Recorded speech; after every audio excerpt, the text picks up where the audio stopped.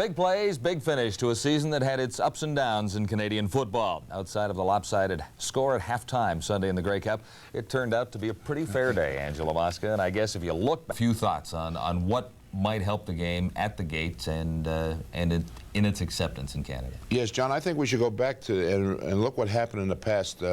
Make them non-import and import rather than Canadian-American. If you played 5 or 6 years in the league, make the fellow there a non-import. And maybe, like you said, we talked before, maybe limit your roster to 4 or 5 players, and maybe open up the fellow who's not graduating his class, and like the Fernandez and a few other people in the league. And I think it would help the CFL. We got to take care of our own backyard.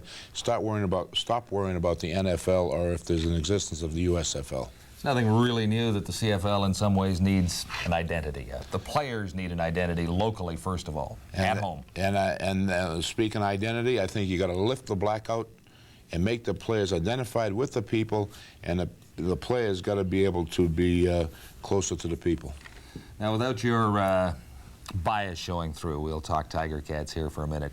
An Eastern victory in a time when everybody said the East played dumb football turns out to be a pretty big moment for the league, something that might be able to be built on. You know, it was a big thing for the league, but also for the Eastern Conference, because everybody was down on the Eastern Conference. But I just want to say one thing. If the Canadian people would raise the flag when their backs are against the wall, you know, the Grey Cup, John, is Canadian, and I think it brings the country into unity.